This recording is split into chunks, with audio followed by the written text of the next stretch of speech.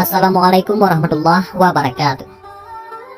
Dialog Nabi Yahya alaihissalam dengan Iblis laknatullah.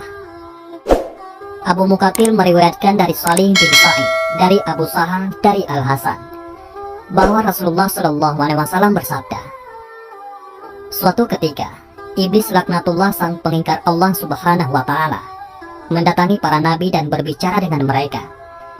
Ia mendatangi semua nabi, mulai dari Nabi Nuh alaihissalam sampai Nabi Isa ibnu Maryam alaihissalam, serta kepada nabi-nabi yang hidup di antara keduanya. Hanya saja, tidak ada nabi yang paling banyak dan paling enak diajak bicara, kecuali Nabi Yahya ibnu Zakaria alaihissalam. Suatu hari Iblis menemuinya. Ketika Iblis itu hendak pergi, Nabi Yahya alaihissalam berkata kepadanya, Abu Murrah.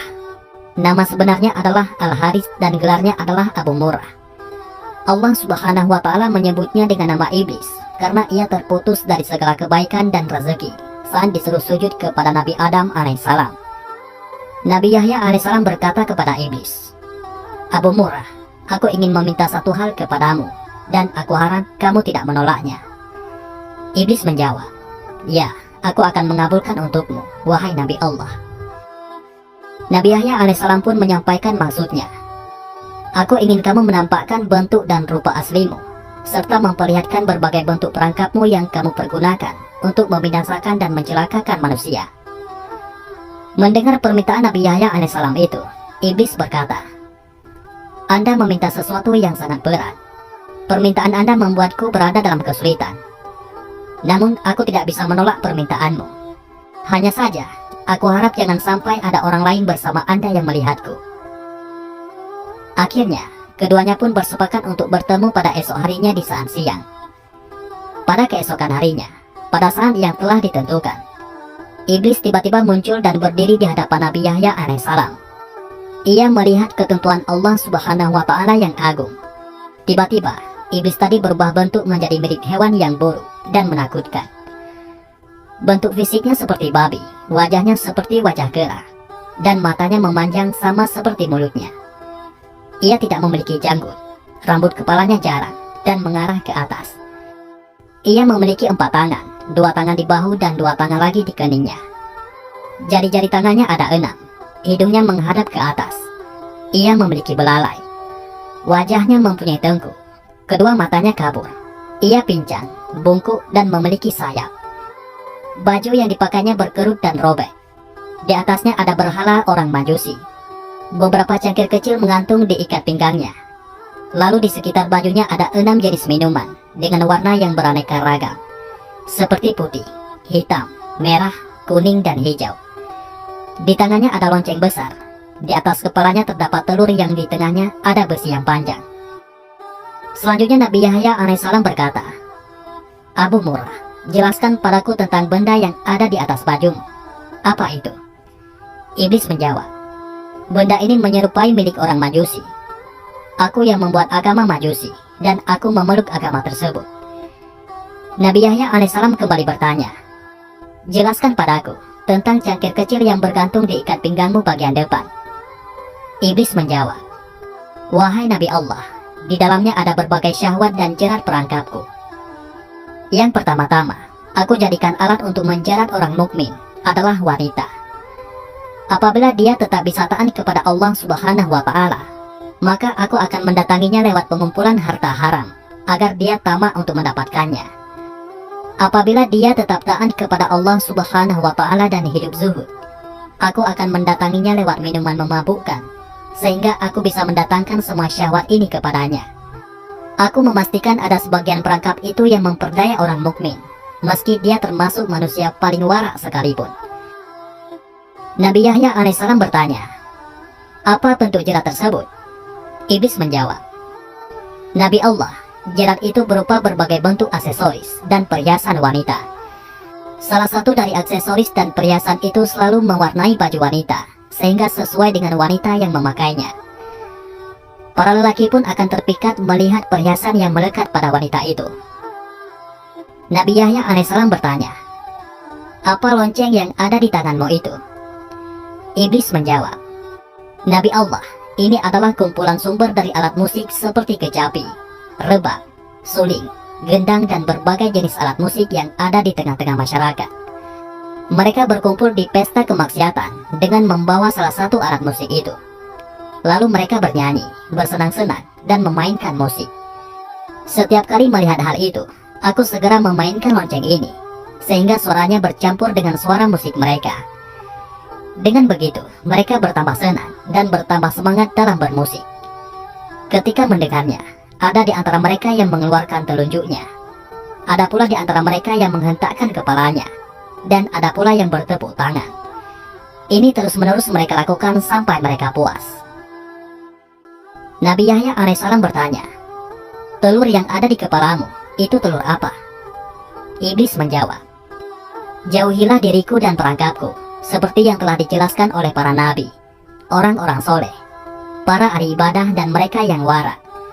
Anda harus menjaga diri dari godaanku, seperti halnya kepalaku yang menjaga telur ini dari segala bencana." "Bencana apa itu?"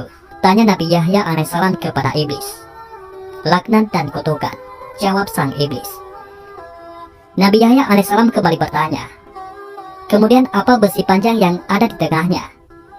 Iblis menjawab, "Besi panjang adalah alat yang aku pakai untuk membolak-balik hati orang soleh." Nabi Yahya alaihissalam berkata, "Tinggal satu lagi." "Apa itu?" tanya si iblis. Nabi Yahya alaihissalam kemudian melanjutkan, "Mengapa bentukmu sangat buruk dan jelek?" Iblis menjawab, "Nabi Allah, ini karena nenek moyang Anda, yaitu Nabi Adam alaihissalam.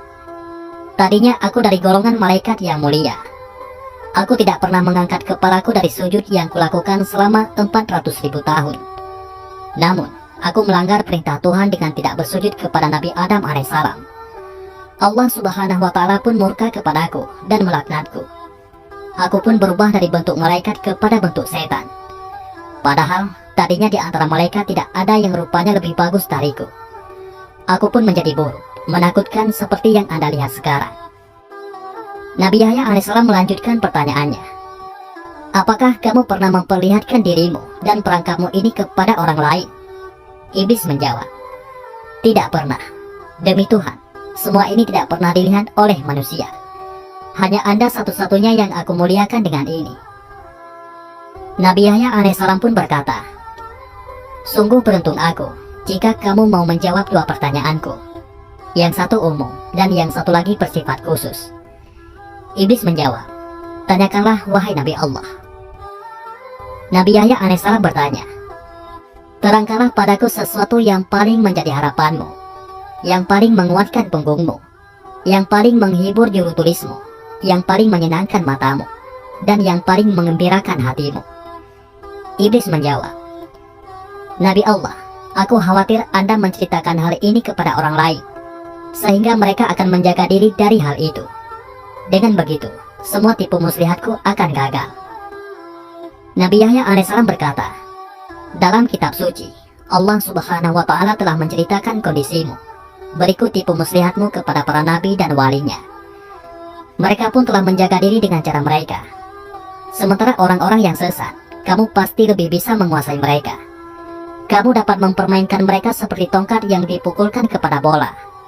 Keteranganmu kepada mereka tidak lebih diperhatikan dan dicamkan daripada ucapan Allah subhanahu wa ta'ala." Iblis kemudian menjelaskan, "Nabi Allah, hal yang paling aku harapkan dan paling menyenangkan diriku adalah wanita. Ia merupakan jerat, perangkap dan anak panah yang selalu tepat mengenai sasaran. Aku selalu berhasil dengan mereka. Aku berhasil menjatuhkan wanita dalam kebinasaan. Ketika menggoda para ahli ibadah, ulama, mereka bisa mengalahkanku. Lalu aku kirimkan pasukan untuk menyerang mereka, tetapi pasukan tersebut pun kalah. Pada saat demikian, aku ingat dengan wanita, sehingga diriku menjadi tenang, amarahku menjadi reda, emosiku lenyap, jiwaku menjadi tenang, dan kekuatanku menjadi bertambah. Seandainya wanita itu bukan dari keturunan Nabi Adam alaihissalam, pasti aku akan bersujud kepada mereka. Mereka adalah maduku, jimat mereka ada padaku. Setiap mereka memiliki kebutuhan, maka aku berusaha membantu mereka untuk memenuhi kebutuhannya. Pasalnya, mereka adalah harapanku, sandaranku, gantunganku, orang kepercayaanku dan pembantuku. Kemudian Nabi Yahya alaihissalam bertanya, apa manfaat yang kamu dapatkan dengan menyesatkan manusia? Dengan apa kamu menguasai manusia? Iblis menjawab, Allah subhanahu wa ta'ala menciptakan kesenangan dan kesedihan. Allah subhanahu wa ta'ala juga menciptakan yang halal dan yang haram. Dia memberikan pilihan di antara keduanya kepadaku saat Nabi Adam alaihissalam diciptakan. Aku memilih syahwat dan kesenangan. Aku juga memilih yang haram, yang keji, dan yang mungkar. Sehingga semua itu yang menjadi kecenderungan dan seleraku. Allah subhanahu wa ta'ala juga memberikan pilihan kepada Nabi Adam alaihissalam. Namun, Nabi Adam alaihissalam memilih kesedihan, ibadah, dan yang halal. Sehingga semua itu menjadi tuntutan dan harapannya. Semua itu menjadi harta dan dagangannya. Sementara yang sebaliknya telah menjadi harta dan daganganku. Kebutuhan dan keinginan seseorang merupakan nyawa kehidupannya. Jika kehidupannya hilang, orang itu pun binasa. Betapa banyak makhluk Allah yang ketika kebutuhan, keinginan dan tekadnya hilang, dia segera mati dan binasa. Demikian pula dengan hal ini. Aku telah memilihnya sehingga menjadi syahwat, hawa nafsu dan hidupku. Ketika hal itu hilang dariku, maka aku akan binasa. Namun ketika aku berhasil mengalahkannya, aku akan senang dan tetap eksis. Seandainya syahwat, hawa nafsu, dan hidupku ada pada orang lain, berarti ia telah mengambilnya dariku. Aku pasti akan berusaha sekuat tenaga untuk mengalahkannya, agar ia tetap menjadi penopang hidupku. Nah, dalam hal ini, manusia telah merampas hidupku yang berupa syahwat dan hawa nafsu. Ia menyimpan dan menyembunyikannya. Ia telah bersiap-siap memerangiku. Oleh karenanya, tidak ada jalan lain bagi si pemilik asli untuk mendapatkan haknya kecuali dengan berperang dan mengalahkan manusia yang zalim itu. Itulah kondisiku dan demikianlah aku senang ketika bisa mengalahkannya. Nabi Yahya alaihissalam kembali bertanya, apa bentuk kezaliman manusia sehingga kamu mengatakannya zalim? Iblis menjawab, bentuk kezalimannya adalah dia merampas hawa nafsuku dan menyimpannya di tempat miliknya. Kalaulah bukan karena kezalimannya itu, aku tidak akan berusaha memeranginya dan mengambil barang halal darinya, sebagaimana dia telah mengambil hawa nafsu dan barang haram milikku. Nabi Yahya alaihissalam bertanya lagi, bukankah tidak masuk akal kalau kamu ingin mengambil kembali hawa nafsumu? Padahal kamu gembira kalau dia mempergunakannya, dan bersedih kalau dia tidak mempergunakan hawa nafsumu dalam segala urusannya. Iblis menjawab, kalau dia mempergunakan hawa nafsuku, aku tidak bersedih, tetapi gembira, karena berarti ia telah memenuhi kebutuhanku. Aku malah bersedih kalau dia tidak mempergunakannya. Aku tidak meminta kebutuhanku itu, karena ia telah mengambilnya dariku. Aku juga tidak berharap dia mengembalikannya, sebab hal itu telah melekat padanya. Namun aku ingin dia mempergunakannya. Ketika ia mempergunakannya, maka itu berarti dia telah memberikan kepadaku apa yang menjadi keinginan, pilihan, dan hidupku. Dia adalah bagian dari diriku. Jika dia mempergunakan harapanku, maka itu berarti dia telah membuatku hidup dan bahagia. Pasalnya, dia mempergunakan sesuai maunya. Akan tetapi, kalau dia tidak mempergunakannya, maka itu berarti hawa nafsu tersebut tersimpan seperti tahanan. Jika dia berada dalam keadaan terkekang dan terikat, padahal dia adalah nyawa kehidupanku, sehingga seolah-olah aku dipenjara dan terikat, maka aku menjadi sedih. Dengan begitu, dia mengganti kehidupanku dengan kematian. Oleh karena itu, aku berusaha dengan berbagai cara dan mendatanginya dengan segala tipu daya. Aku kerahkan segala perangkat dan sarana. Aku keluarkan semua hiburan berikut alat-alatnya. Lalu aku pukul, aku gerakkan, dan aku lambaikan dengan dia melihatnya. Dengan cara itu, dia mulai bermusik dengan semangat. Dia juga mempergunakan hawa nafsu yang ada padanya, yang merupakan nyawa dan syahwatku. Aku pun menjadi hidup dan bahagia, sampai dia menemukan jalan untuk bergerak, dan terlepas dari pohon tersebut.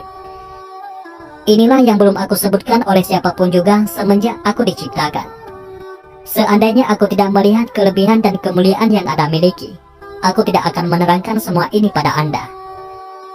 Nabi Yahya alaihissalam kemudian berujar, tinggal satu lagi pertanyaan bersifat khusus dan pribadi yang ingin aku tanyakan padamu. Iblis menjawab, ya, tanyakanlah. Nabi Yahya alaihissalam melanjutkan pertanyaannya. Apakah kamu menemukan peluang untuk menggoda diriku dalam pandangan, ucapan lisan, atau itikat kalbu? Iblis menjawab, secara umum memang tidak ada. Hanya saja, ada satu hal dari Anda yang menarik bagiku. Meski begitu, itu sudah cukup bagiku. Ada satu pintu utama yang bisa aku manfaatkan untuk menggoda diri Anda.